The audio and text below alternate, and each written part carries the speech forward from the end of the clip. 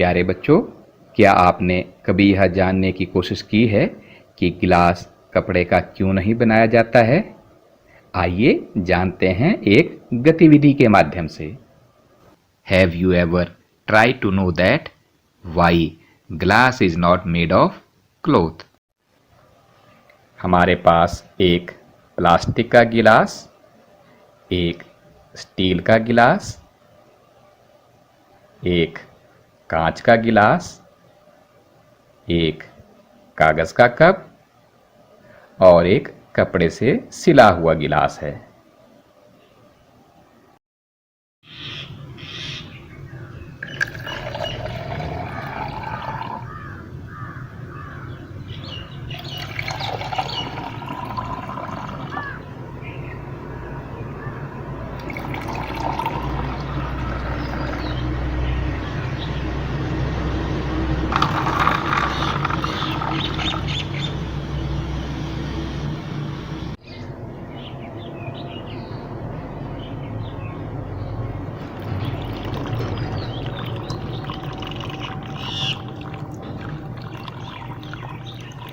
अब हम जान गए हैं कि गिलास कपड़े का क्यों नहीं बनाया जाता है।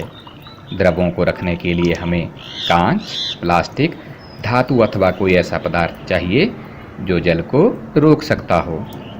हमारे द्वारा किसी वस्तु को बनाने के लिए किसी पदार्थ का चयन करना उस पदार्थ के गुणों और उपयोग की जाने वाली वस्तु के प्रयोजन पर निर्भर करता है। We see then that we choose a material to make an object depending on its properties and the purpose for which the object is to be used. पदार्थों के कुछ गुण जो उसके उपयोग के लिए महत्वपूर्ण हैं। सबसे पहले दिखावट। पदार्थ एक दूसरे से देखने में भिन्न होते हैं।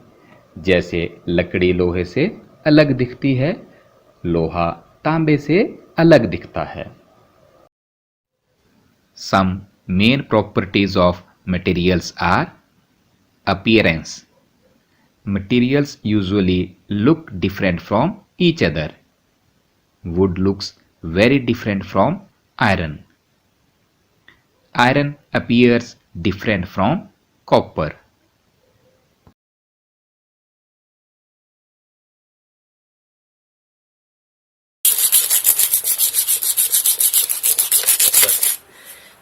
पदार्थों का अगला गुण है चमक। पदार्थों को काट कर देखिए या रेगमाल से रगड़ कर देखो। जहाँ काटा या रगड़ा है वहाँ पदार्थ चमकीला दिखाई देता है। इसे हम द्युतिवान भी कहते हैं। पदार्थ जिनमें इस प्रकार की चमक होती है वे प्रायः धातु होती हैं, जैसे लोहा, तांबा, एल्यूमिनियम, सोना आदि। शाइन।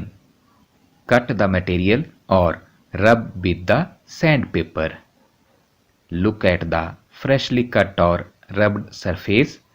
It appear shiny.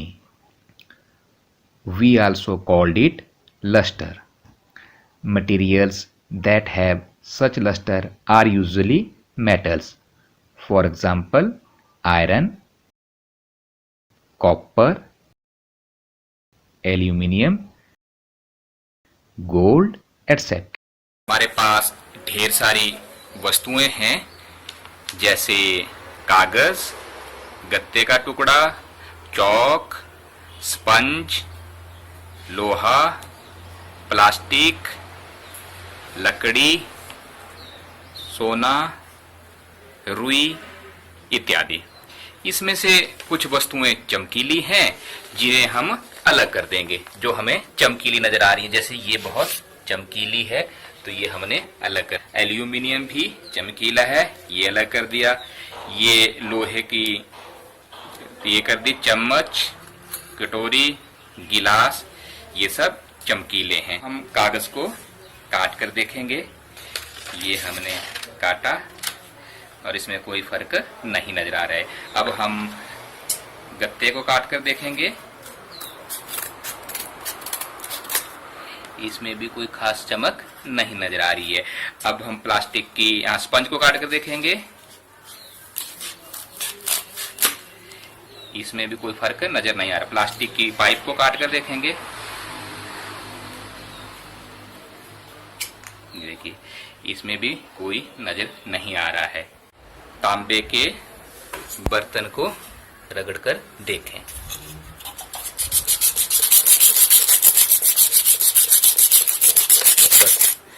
देखिए रगड़ने के बाद इसमें एक अच्छी सी चमक आ गई है। अब हम लोहे को रगड़ कर देखेंगे। ये हमारे पास लोहे का एक पीस है, इसको रगड़ कर देखें।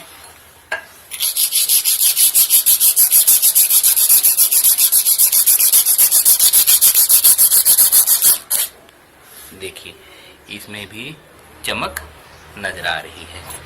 अब हम लकड़ी को रगड़ कर देखेंगे, इसको रगड़ कर कोई खास फर्क नजर नहीं आ रहा है। प्लास्टिक को रगड़ कर देखें, प्लास्टिक बॉल में भी कोई नई चमक नहीं आई। धातुएं अपनी चमक खो देती हैं, ऐसा उन पर वायु और नमी की अभिक्रिया या रिएक्शन के कारण होता है। Some metals often lose their shine and appear dull because of the action of air and moisture. अगला गुण है कठोरता। जब हम अलग अलग पदार्थों को हाथ से दबाते हैं तो कुछ तो आसानी से दब जाते हैं, पर कुछ को दबाना या संपीड़ित करना कठिन हो जाता है। धातु की चाबी लेकर कुछ पदार्थों को खरोंच कर देखिए। कुछ को हम आसानी से खरोंच सकते हैं, जबकि कुछ को आसानी से खरोंचा नहीं जा सकता है। दबाने का परीक्षण करें। रुई देखिए ये दबाने में कितना आसान है। इसके बाद स्पंज, इसको भी दबाना आसान है। पाइप का टुकड़ा, इसको भी हम आसानी से दबा सकते हैं। अब पत्थर को दबा कर देखें, इसको दबाना कठिन है। कटोरी को दबा कर देखें, इसको भी। आइए चाबी से खुरच कर देखें। पहले हम साबुन को खुरच कर देखेंगे, ये देखिए आसानी से खुरचा जा सकता है। लकड़ी को खुरचना कठिन है, लोहे को खुरचना कठिन है, पत्थर को, इसको भी खुरचना कठिन है। अतः जो पदार्थ आसानी से दबाए या खरोंचे जा सकते हैं उन्हें हम कोमल पदार्थ कहते हैं, जैसे रुई, स्पंज, आटा आदि। और जो पदार्थ आसानी से न दबाए और न खरोंचे जा सकते हैं उन्हें हम कठोर पदार्थ कहते हैं, जैसे लकड़ी, लोहा, तांबा आदि।